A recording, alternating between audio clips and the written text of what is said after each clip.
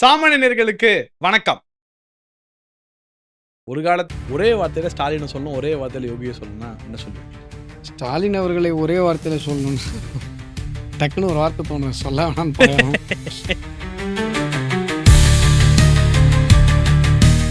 இல்ல. அது இப்போ எப்படின்னு கேட்டிங்கன்னா, இப்போ தமிழ்நாட்டில ஒரு வியாதி இருக்கு. என்ன அப்படின்னு சொன்னா, எந்த ஒரு விஷயம் நடந்தாலும் உடனே பிஜேபிய குறை சொல்றது. ஒருவேளை யோகிய தமிழ்நாடு பிஜேபியும் அவாய்ட் பண்ணுதோ?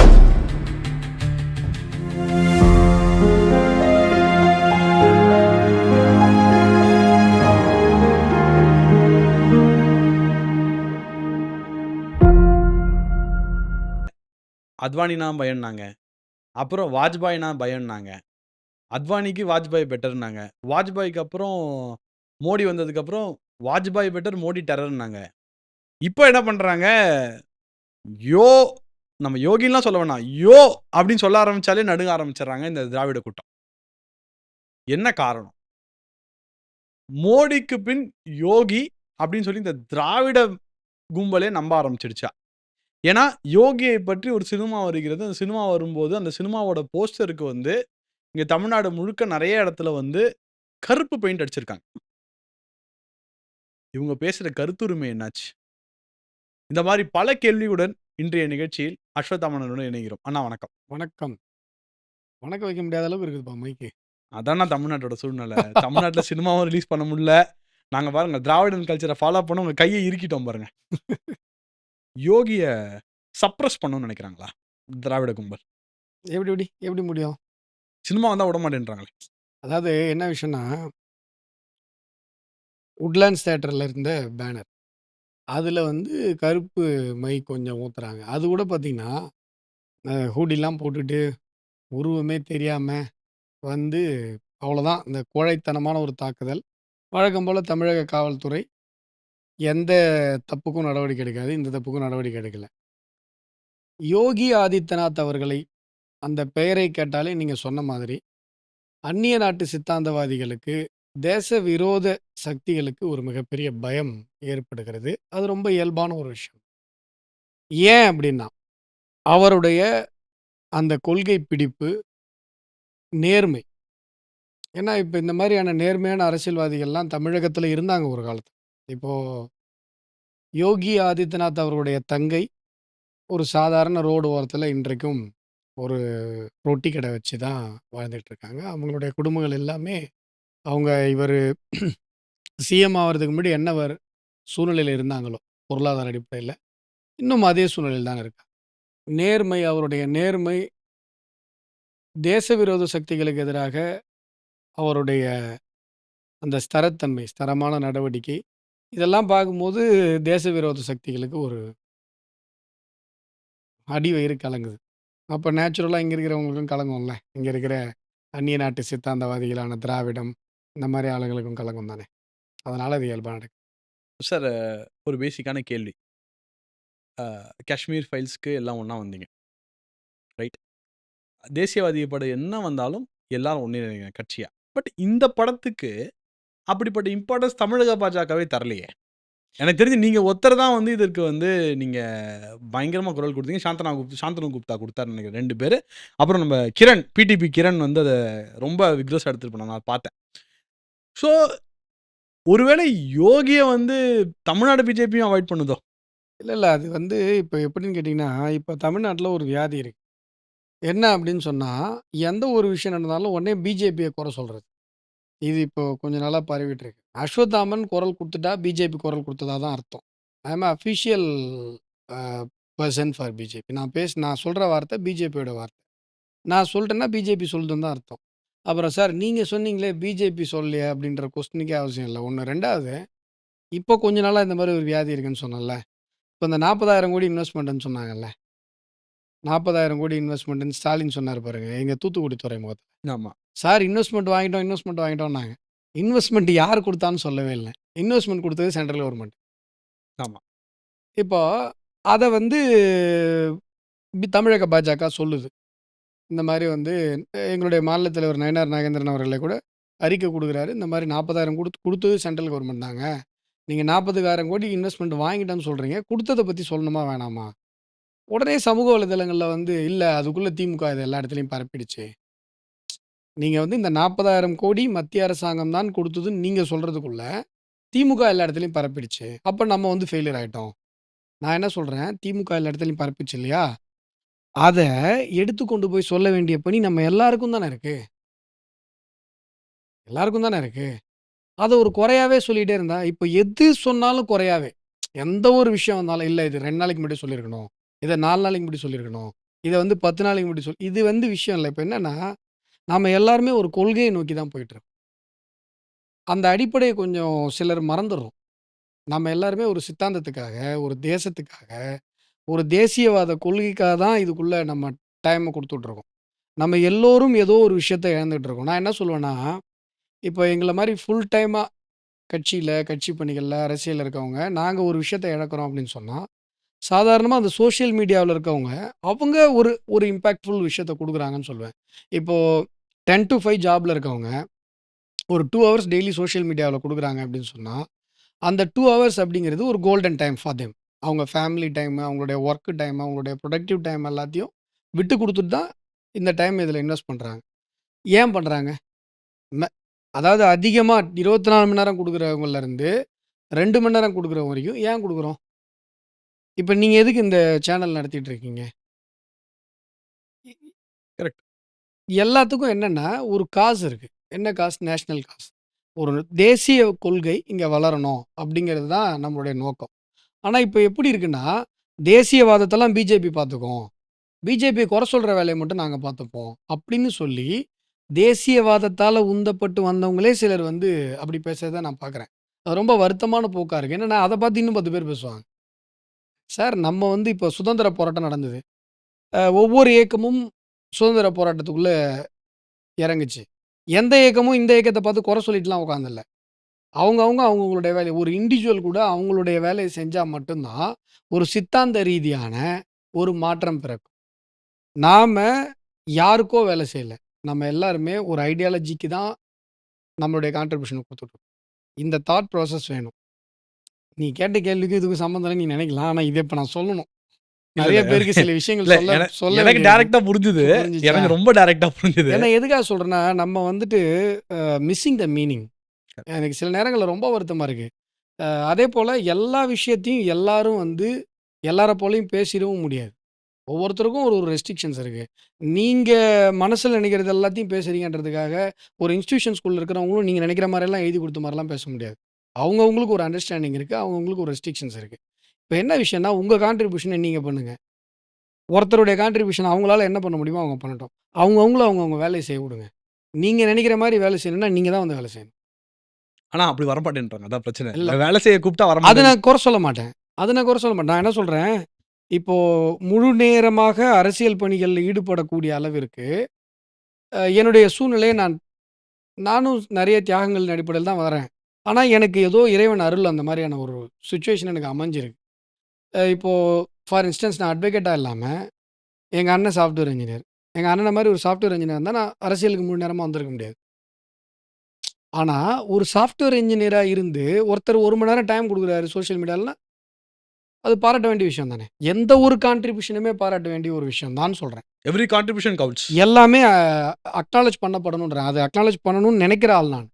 எந்த ஒரு சின்ன ஒரு கான்ட்ரிபியூஷன கூட டுவேர்ட்ஸ் நேஷனல் ஐடியாலஜி. நீங்க டுவேர்ட்ஸ் வந்து இந்தியன் ஐடியாலஜிக்கு நீங்க எந்த ஒரு கான்ட்ரிபியூஷன் குடுத்தீங்கனாலும், அது வந்து அ பாராட்டப்படணும். அக்னாலட்ஜ் பண்ணப்படணும்னு நெனைக்கிறேன். எல்லாரையும் நீங்க வந்து தான் வேலை செய்யணும்னு நான் சொல்லல. பட் எல்லாருடைய சூழ்நிலையும் எல்லாரும் புரிஞ்சுக்கணுன்றேன்.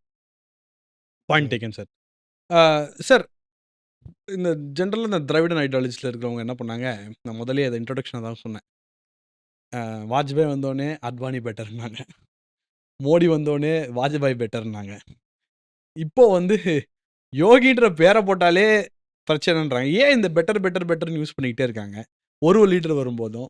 ஏன் இன்னும் ஒரு லீடர இன்னொரு லீடர் ரொம்ப டெரரா இருக்கிறதுனாலயா? இல்ல ஆக்சுவலா இவங்க வந்து டெரர்ன்னு சொல்றாங்க. ஆக்சுவலா என்னன்னா, வாஜ்பாய் அவர்கள் அவருடைய காலத்துக்கு ஒரு மிகப்பெரிய சாதனைகள்லாம் செஞ்சார். நம்ம பாரத தேசத்தில ஒரு மிகப்பெரிய நம்ம நெறைய ஆப்பர்ச்சுனிட்டிய மிஸ் பண்ணிட்டோம். இப்ப 1947ல சுதந்திரம் கிடைக்காம, 45ல சுதந்திரம் கிடைச்சிருச்சுன்னு வைங்களேன். இந்தியன் நேஷனல் ஆர்மியை சுபாஷ் நேதாஜி கொண்டு வந்தார் இல்லைங்களா? அப்போ நமக்கு சுதந்திரம் கிடைச்சுன்னா, பேர்ல் ஹார்பரில் இவனுங்க குண்டு போடாமல், அமெரிக்கா உள்ள இன்வால்வ் ஆகாமல், செகண்ட் வேர்ல்டு வார் அந்த டைமில் அமெரிக்காவுடைய இதில் வந்து இந்த இந்த இந்த குரூப்பு ஜப்பானு, இவங்க ஜெர்மனி இவங்கெல்லாம் தோக்காம, இன்னும் கொஞ்ச நாள் அந்த விஷயம் பேர்ல் ஹார்பர் சம்பவம் நடக்காமல் நீடிச்சிருந்ததுன்னா, இந்தியன் நேஷனல் ஆர்மி வந்து பிரிட்டிஷை துரத்திட்டு இந்தியாவை பிடிச்சிருக்கும் 1945ல. ஒரு மிகப்பெரிய ஒரு வரலாற்று வாய்ப்பை நம்ம இழந்தோம் இல்லையா? அது மாதிரி வாஜ்பாய் அவர்களுடைய அந்த ஆட்சி காலம் 2004க்கு அப்புறம் கன்டின்யூ ஆகாம போனது ஒரு மிகப்பெரிய ஒரு இழப்பு, பேரிழப்பு.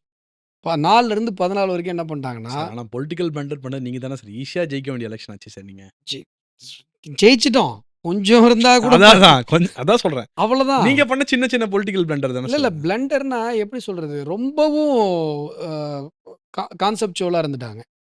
அது தோல்வியே கிடையாது. 2004 நீங்க அது எடுத்து வந்தா ஆக்சுவலி அதான் பை நம்பர்ஸ் தான் தோல்வி. தோல்வியே மத்தபடி வேற இல்ல எதுலயுமே தோல்வி. நம்பர்ஸே ரொம்ப கம்மி தான். ஆமா. 2004க்கு அப்புறம் அடுத்த எலக்ஷன்ல தான் காங்கிரஸ் வந்து நெறையா வருதே ஒழிய, 2004ல வந்து வாஜ்பாய் அவர்கள் மீதான ஒரு நன்மதிப்பு இந்திய மக்கள் முழுவதுமா இருந்தது. அது மட்டும் நடக்காம இருந்திருந்ததுன்னா, அந்த 10 வருஷம் கன்டினியூவா இருந்ததுன்னா, இன்னைக்கு அமெரிக்கா இந்த நம்பர் 1 பொருளாதார வல்லரசுன்லாம் கிளைம் பண்ணிக்கிறாங்கல்ல, அந்த ஸ்டேஜ்ல இந்தியா இருந்திருக்கும் இப்போ. 2024ல.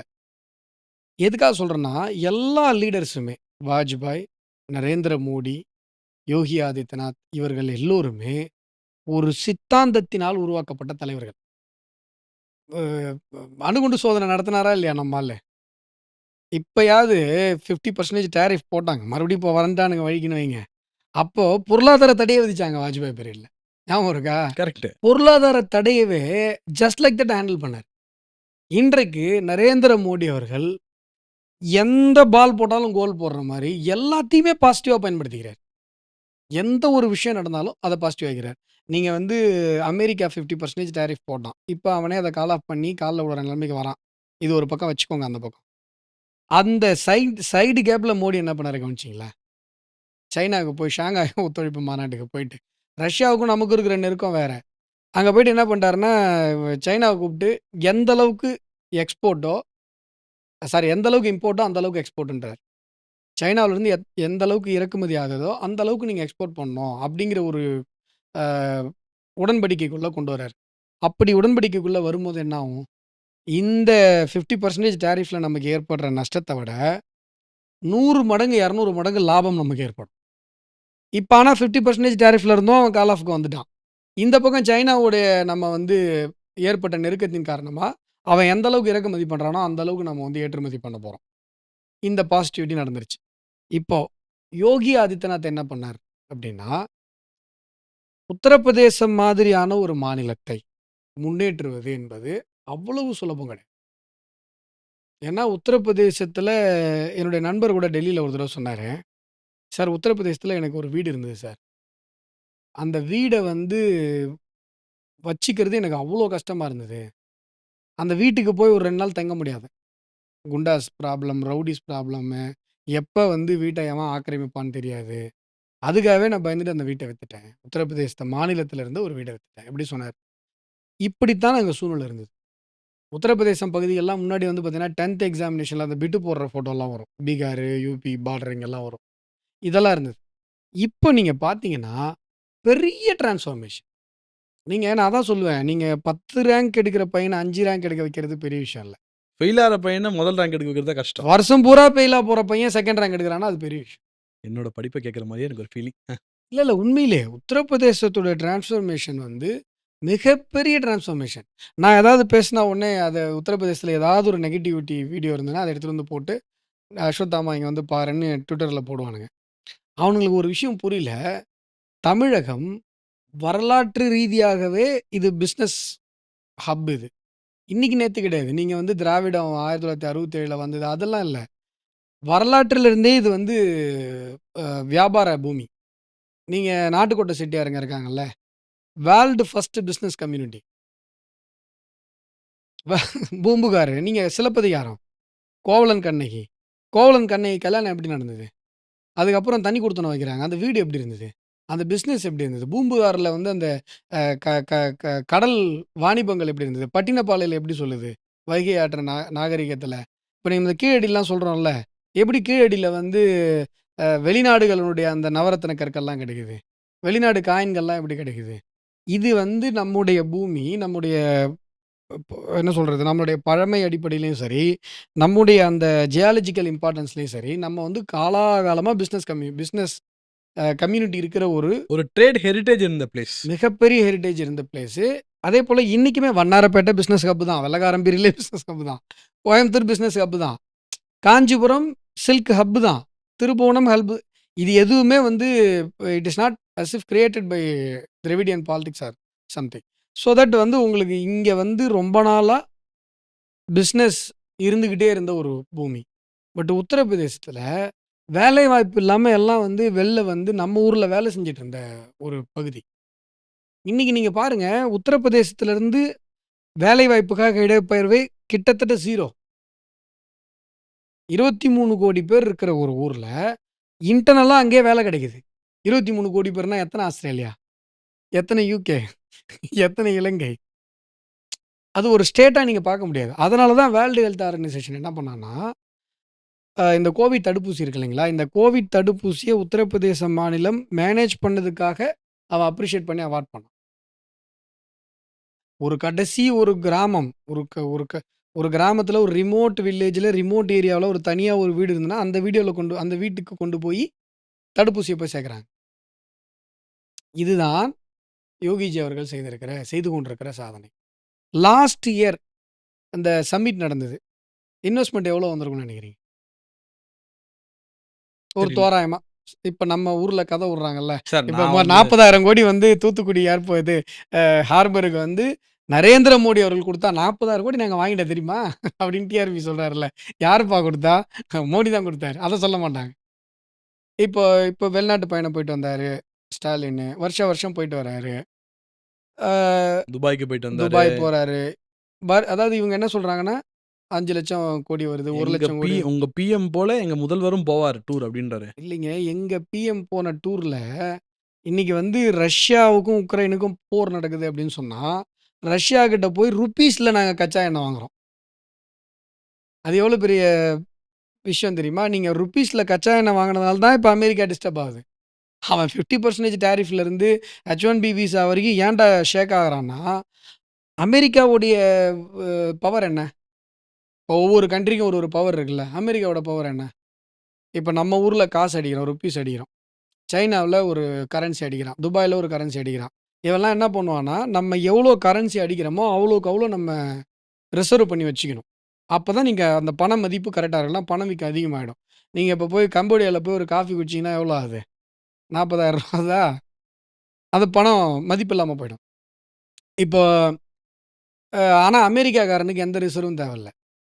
அவன் டாலர் வேணும்னா, நம்ம மஞ்ச தண்ணிக்கு பத்திரி அடிக்கிற மாரி அடிச்சிடலாம். என்ன காரணம்? எப்படி உலகத்தினுடைய பேசும் மொழியாக ஆங்கிலத்தை நிறுவினார்களோ, உலகத்தினுடைய ட்ரேட் கரன்சியாக அமெரிக்க டாலரை நிறுவிட்டாங்க. நீங்க போய் ஏதோ ஒரு அரபு கண்ட்ரில ஏதோ ஒரு நாடு கச்சா எண்ணெய் வாங்குனா கூட டாலர்ல வாங்கணும். ஸோ, அந்த டாலருக்கான நீட் இருந்துகிட்டே இருக்கும். எங்க ஆளு என்ன பண்ணாரு? ஊர் சுத்துறாருன்னீங்கல்ல. ரஷ்யால போய் கச்சா எண்ணெய இந்திய ரூபா குடுத்து வாங்குனாரு. நீங்க இந்த மாரி ஏதாவது சாதனை பண்ணியிருக்கீங்களா? இல்ல இந்த சாதனைய புரிஞ்சுக்கிற அளவுக்காவது உங்களுக்கு அறிவு இருக்கா? சார் நாங்க துபாய் நீங்க போனோம். போய் என்ன சார் பண்ணீங்கன்னா, நாங்க ஒரு பிரஸ் மீட் குடுத்தோம் பாத்தீங்களா சார்? சூப்பரா பிரஸ் மீட் குடுக்குறோம். அது மாரி யாராலயும் கேள்வியே குடுக்க முடியாது. கேட்காம நீங்க பிரஸ் மீட். கேட்க போகிற அடுத்த கேள்விக்கான பதில் அது ஆக்சுவலா அவர் ரொம்ப ஸ்மார்ட்ன்னு நெனச்சு பண்ணிட்டாரு. ஆக்சுவலா என்னன்னா, கேள்வி ஏன் கேட்க வச்சுட்டு, நானே சொல்லிடுறேன் அப்படின்ட்டு ரொம்ப ஸ்மார்ட்டா பண்றதா நெனச்சுக்கிட்டு, எல்லாரையும் போட்டு குடுத்துட்டாரு. சார் அடுத்தவங்க என்ன கேள்வி கேட்கப்போறாங்க முன்னாடியே தெரியும் சார் அவருக்கு. அந்த ஞானம் அவர்ட்ட இருக்கு. அப்படி கூட சொல்லலாமா அத? ஆமா சார். நீங்க என்ன கேள்வி கேட்க போறோம்ன்னு எனக்கு தெரிஞ்சா, என்னது ஹிப்னாட்டிசம் ஏதோ சொல்லுவோமே. அ. அது ஏதோ சொல்லுவோம் இங்கிலீஷ்ல. அது எனக்கு தெரியலன்னு வச்சுக்கோங்களேன். அது முன்னாடியே தெரிஞ்சிருமா. இப்ப நீங்க எங்க முன்னாடி உட்கார்ந்தீங்கன்னா, உங்கள பார்த்தாலே, நீங்க என்ன என்கிட்ட கேட்க போறீங்கன்றது தெரியுமா. அந்த இது கூட இருக்கலாம்ல. இப்ப தமிழ்நாடு மக்கள் ஒவ்வொருத்தரையும் போய் பாருங்க. ம். என்னென்ன கேட்க போறாங்க. அசிங்கமா கேட்கற மாரி இருக்காங்க தமிழ்நாடு மக்கள் மனநிலை. அது எனக்கு அதெல்லாம் தெரியாது சார். தெரியுமா அது உங்களுக்கு? அவருக்கு தான் சார் தெரியும். சார் அவருக்கு இப்போ தானே சார் நீங்க தெரியணும். நாமக்கல் பக்கம் போனீங்கன்னா, கிட்னி இழந்துட்டு நூத்துக்கணக்கான பேர் நிக்கிறான்.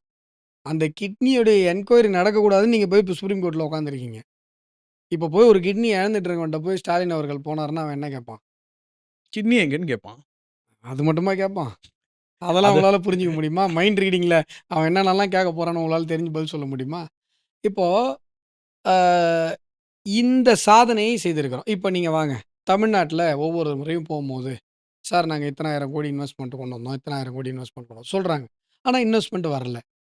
போன வருடம் மட்டும் 40,00,000 கோடி இன்வெஸ்ட்மென்ட் உத்தரப்பிரதேசம். எவ்வளோ பெரிய சாதனை? இன்னைக்கு ரோப் கார் வருது. நீங்க டெய்லி நியூஸ் பார்க்குறீங்க. அந்த அந்த டிரான்ஸ்ஃபர்மேஷன் எப்படிலாம் நடந்துட்டு இருக்கு? ரொம்ப குயிக்கா நடக்குது. ரொம்ப குயிக்கா நடக்குது. ரொம்ப டிரான்ஸ்பரண்டா நடக்குது. நீங்க அங்க இருக்கிற எக்ஸ்பிரஸ் ஹைவே நான் டிராவல் பண்ணேன். டெல்லியிலேருந்து யோகிஜிய பார்க்கறதுக்காக நான் பை ரோடு ஒரு தடவ போனேன். Oh! By road. Delhi to UP by road. 7 hours travel பண்ணேன். அவ்ளோ அருமையா இருந்தது. நான் சொன்னா நீங்க நம்ப மாட்டீங்க. இந்த ரோட் சைடு ஹோட்டல்ஸ் இருக்கும்ல. ஹைவேஸே கன்ஸ்ட்ரக்ட் பண்ணி road side hotels. Star hotel மாரி இருக்கு. இன்ஃபாக்ட் வந்து சொல்லுவாங்க, இந்த அந்த ரெஸ்டாரண்ட். ஒரு காலத்துல சொல்லுவாங்க, அந்த ரோட்ல நிக்கவே கூடாது. நிறுத்தாம நீங்க போனோம் காங்கிரஸ் பீரியட்லாம் இருக்கும்போது நின்னீங்கன்னா என்ன ஆகும்னு எங்களுக்கு தெரியாதுன்னு சொன்ன பீரியட் இருந்தது. இருந்தது. ரோடுல வந்து ராபரி நடந்தது. நெறைய. நீங்க அதே போல இவ்ளோ பெரிய ஸ்டேட்ல லா அண்ட் ஆர்டர் இவ்வளவு சீக்கிரம் வந்து ரொம்ப பீஸ்ஃபுல்லா உலக நாடுகள் ஃபாரின் டைரக்ட் இன்வெஸ்ட்மென்ட்லாம் வந்து அங்க இன்வெஸ்ட் பண்ணக்கூடிய அளவுக்கு கொண்டு வந்ததுங்கிறது பெரிய டிரான்ஸ்ஃபர்மேஷன். நீங்க வேற எந்த அ ஏரியாவையோ, ஸ்டேட்டையோ கூட இந்த உத்தரப்பிரதேசத்தோட டிரான்ஸ்ஃபார்மோட பொருத்தி பார்க்க முடியாது. ஏன்னா, இங்க நடந்தது நான் சொன்ன மாரி வருஷம் பூரா 1ஆம் கிளாஸ்லேருந்து 8ஆம் கிளாஸ் வரைக்கும் ஃபெயில் ஆயிட்டு இருந்த பையன், திடீர்னு 9த்ல செகண்ட் ரேங்க் எடுக்குறான்னா எப்படி? அந்த வாத்தியாருக்கு நீங்க என்ன குடுக்கலாம்? கரெக்ட். புரியுதுங்களா? இங்க வந்து நீங்க காலாகாலமா தொழில்துறை பூமியாக இருந்த ஒரு பூமிய, இன்னைக்கு நீங்க நாசம் பண்ணிட்டீங்க. நீங்க தமிழ்நாட்ட தல குனிய விடமாட்டோம்னு ஸ்டாலின் நிக்கிறாரு. தல குனிஞ்சதே உங்களால தானே! Human trafficking. இப்போ ஸ்டேட் ஸ்பான்சர்ட் ஹியூமன் டிராஃபிக்கிங் இல்ல இந்த கிட்னி த்ரெட். உலகத்தில ஆப்பிரிக்கன் கன்ட்ரீஸ்ல கூட நடக்காத ஒரு எந்த ஒரு ஊர்லயும் நடக்காத ஒரு அவலம், இன்றைக்கு தமிழ்நாட்டில நடந்திருக்கு. உலக அரங்கில எங்கள தலகுனிய வச்சிருக்கீங்க. ஏற்கனவே 2G வந்து டைம்ஸ் வரைக்கும் வந்து எங்கள தலைகுனிய வச்சீங்க. ஒவ்வொரு முறையும் தமிழர்களுக்கு தலைகுனிவு திமுகவால தானே. 1,50,000 அ தமிழர்கள் கொன்று குவிக்கப்பட்டபோது வேடிக்கை பார்த்தீங்க. எங்களுடைய வரலாற்று சோகங்கள், வரலாற்று அவமானங்கள், எங்களுடைய வரலாற்று இழப்புகள், எங்களுடைய வரலாற்று தலைகுனிவுகள் எல்லாமே திமுகவால தானே. இன்னைக்கு வரைக்கும் தொடருது அந்த கொடுமை. அப்புறம் எந்த மூஞ்ச வச்சு நாங்க தலைகுனிய விட மாட்டோம்னோம். உங்களால தான் எங்களுக்கு தலைகுனிவு. இன்றைக்கு உத்தரப்பிரதேசம் என்ன சாதித்து காட்டியிருக்கிறதுன்னு சொன்னா, இந்த டிரான்ஸ்ஃபர்மேஷன பாருங்க. இப்போ ஒண்ணும் இல்ல. National education policy. நீங்க இப்போ வரைக்கும் வந்து என்ன பண்றீங்க? பிரைவேட் ஸ்கூல்ஸ் உடைய தரம் அளவிற்கு கவர்ன்மென்ட் ஸ்கூல் தரம் உயர்த்தப்படுறதுக்கு ஒத்துக்க மாட்றீங்க. எங்களுக்கு நீங்க அந்த 2,000 கோடி தர வேணாம். நாங்க அப்படிலாம் உயர்த்தினா எங்களுடைய கல்வி வியாபாரம் பாதிக்கப்படும். இன்னைக்கு நேஷனல் எஜுகேஷன் பாலிசில போஜ்பூரி கேள்விப்பட்டிருக்கீங்களா? போஜ்புரி ஆமா. ஆக்சுவலா நானே கூட ரொம்ப நாளா என்ன நெனச்சேன்னா, உத்தரப்பிரதேசத்துடைய ஸ்பீக்கிங் லாங்குவேஜ் ஹிந்தி நெனச்சிட்டு இருந்தேன். கிடையாது. ஆக்சுவலா ஹிந்திங்கிறது எந்த ஸ்டேட்டோட ஸ்போக்கன் லாங்குவேஜும் கிடையாது. அதனால தான் உங்களுக்கு காமனா ஒரு லாங்குவேஜ் வரணுன்னும்போது, நேரு வந்து ஹிந்திய ப்ரொப்போஸ் பண்றாரு. அண்ணல் அம்பேத்கர் வந்து சமஸ்கிருதத்த ப்ரொப்போஸ் பண்றாரு. ஏன்னா, தெலுங்கு வந்து ஸ்போக்கன் லாங்குவேஜ்ன்னு சொன்னோம்னு வைங்களேன், அஃபிஷியல் ஒரு லாங்குவேஜ்ன்னு ஸ்டேட்டோட ஐடென்டிட்டி ஆயிடும். மத்த ஸ்டேட் சண்ட போடும். அதனால தான் காமனா கொண்டு வந்து இப்ப நீங்க உத்தரப்பிரதேசத்தில ஹிந்தி யாருக்கு தாய்மொழினா யாருக்குமே தாய்மொழி இல்ல. ஒவ்வொருத்தருக்கும் ஒரு தாய்மொழி இருக்கு. போஜ்பூரி இருக்கு, ஆவாதி இருக்கு, மேதிலி இருக்கு, நெறைய இருக்கு. இந்த மத்திய பிரதேசம் இந்த பார்டர்ல ஒண்ணுலயும் ஒரு ஒரு பீகாரி பார்டர்ல பீகாரி இருக்கு. இப்படிலாம் இருக்கு.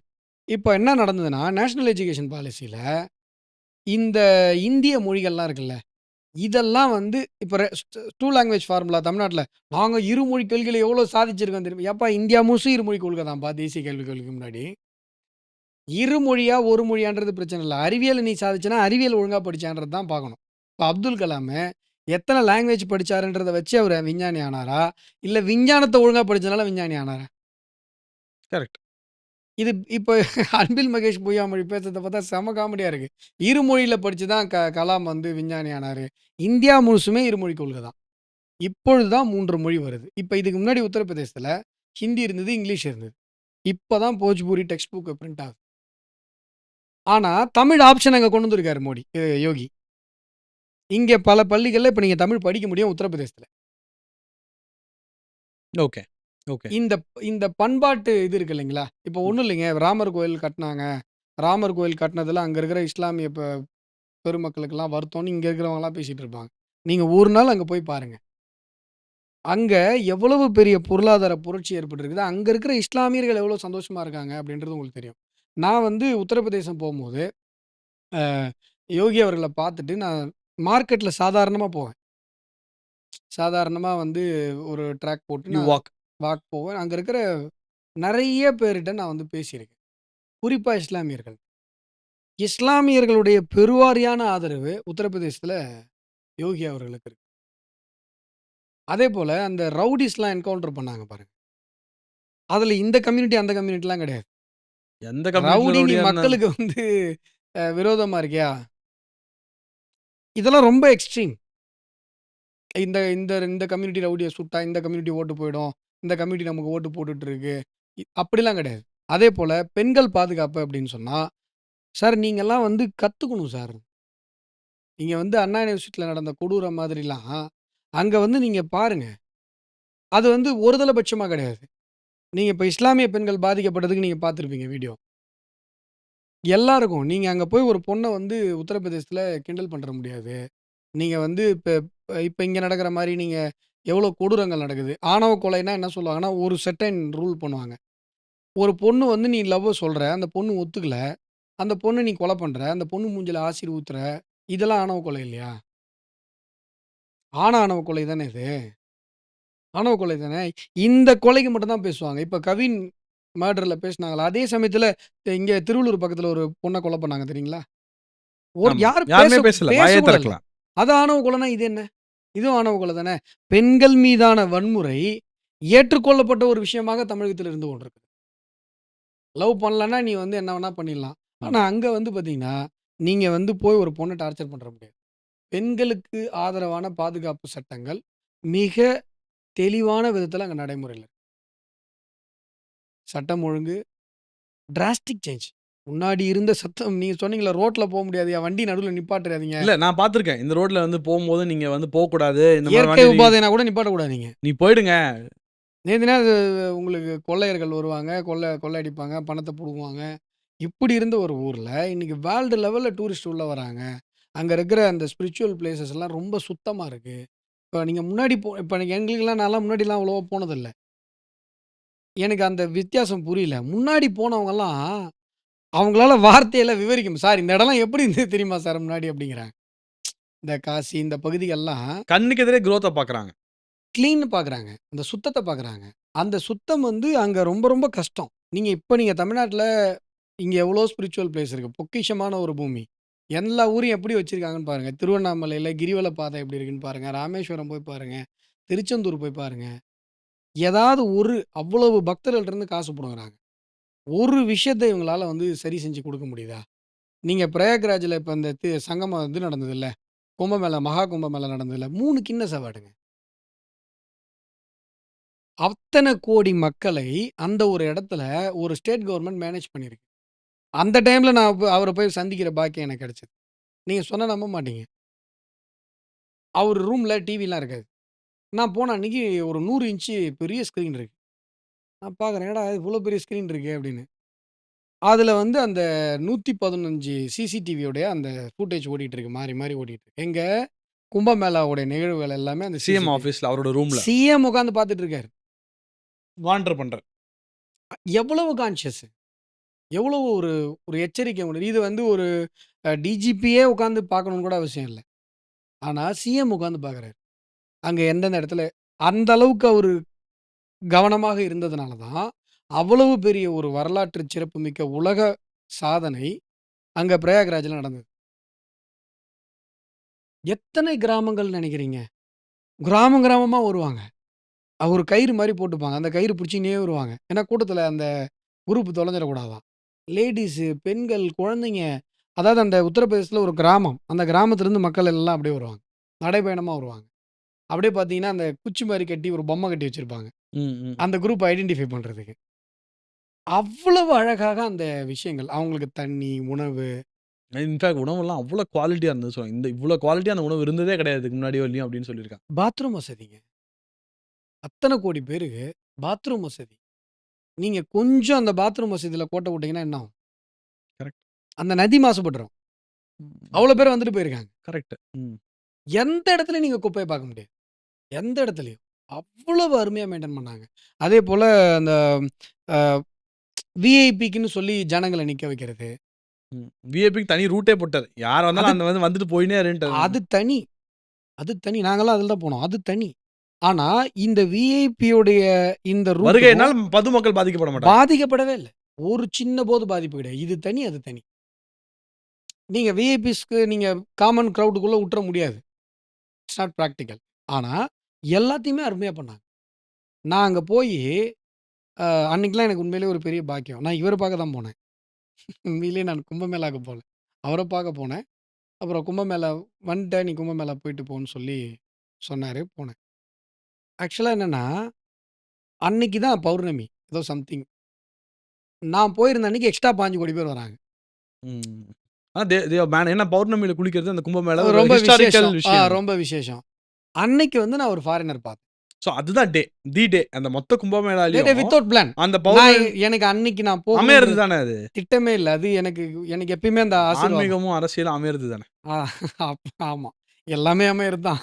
இல்ல. "ஊழிற் பெருவழி ஆவலன்றார்ல திருவள்ளுவர்." எல்லாமே நம்ம நெனைக்கிறோம், நம்ம ஏதோ செய்றோம் அப்படின்னு சொல்லி. எல்லாமே ப்ரீ பிளான்டு நம்ம அதில போயிட்டுருக்கோம் அவ்வளோதான். ஸோ தட் வந்து அன்னைக்கு நான் ஒரு ஃபாரினர் பார்த்தேன். இதான் விஷயம். அவரு வந்து என்னன்னா, டே 1க்கு இங்க இந்தியன் டூர்ல இருந்தவரு. இந்த மாரி கும்பமேளா நடக்குதுன்ற ஒரு விஷயத்தினால, சரி நம்ம போலான்னு சொல்லி அந்த கும்பமேளா ஸ்டார்ட் அன்னைக்கு என்ன பண்றாரு, இங்க வந்துர்றாரு பிரயாக்ராஜ்க்கு. ம். நான் போனது அன்னைக்கு எத்தனாவது நாளு? 10வது நாளோ சம்திங் 9வது நாள் பௌர்ணமி. 9வது 9வது நாள். நாள் பௌர்ணமி. 9 நாளா? 9 நாளும் அவர் அங்கேயே தங்கிட்டாரு. இத டெய்லி பார்த்துட்டு ஆமா. டெய்லி வராரு. டெய்லி வராரு. கொ அ ப குளிக்கிறாரு, போயிறாரு. காலைல ஒரு தடவ, சாயங்காலம் ஒரு தடவ. என்னங்க நான் என்னவோ தெரியலங்க. ரொம்ப புடிச்சிருக்கு. கும்பமேளா முடியிற வரைக்கும் நான் இங்கேருந்து போமாட்டேன். ம். அப்படிங்கிறாரு. ஆஸ்ட்ரியா நாட்ட சேர்ந்தவர். ம், ம். புரியுதுங்களா? எவ்வளவோ அங்க மேஜிக் நடந்தது. இதுல என்னன்னா திருட்டு இல்லைங்க. திருட்டு இல்ல. இன்னொன்னு அங்க லோக்கல் பசங்களுக்கு அவ்வளோ பெரிய ஒரு வியாபாரம். ம், ம். ஒண்ணும் இல்ல பைக் டாக்ஸி. விட்டுட்டு போய் ஆமா. எல்லாரும் பைக் வச்சிருந்தாங்கன்னா டக்குன்னு நான் பார்த்தேன் அது. இன்ஃபாக்ட் அத எல்லாருமே பார்த்தாங்க. ரிஜிஸ்டர்ட்லாம் கிடையாது. இங்கேருந்து இங்க வரணுமா ₹5 பெட்ரோல போட்டு கூட்டின்னு வா. அவங்க என்ஜாய் பண்ணாங்க.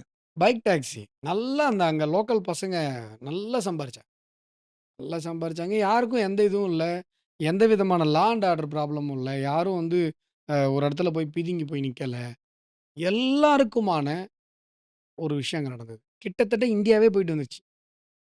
உலகத்தினுடைய பல மூலைகள்ல இருந்து போயிட்டு வந்துட்டாங்க. ஒரு ஷார்ட் ஸ்பேன் ஆஃப் டைம். எவ்வளோ பெரிய ஒரு நிகழ்வு. சார் உங்கள்ட்ட ஒரு கேள்வி கேட்கணும். இது கடைசி கேள்வியா கூட வச்சுக்கிறேன். இந்த நிகழ்ச்சியோடத. ஒரே வார்த்தையில ஸ்டாலின சொல்லணும். ஒரே வார்த்தையில யோகிய சொல்லணும்னா என்ன சொல்லுவீங்க? ஸ்டாலின் அவர்களை ஒரே வார்த்தையில சொல்லணும்னா, டக்குனு ஒரு வார்த்தை தோணுது. சொல்ல வேணாம்னு போயாகணும். அ யோகி அவர்களை சொல்லணும்னா அற்புதம். மேஜிக். ஓகே. ஒரு அற்புதத்தை யாராலயும் தடுக்க முடியாது. அற்புதங்கள் என்றுமே அதிசயமாக இருக்கும்.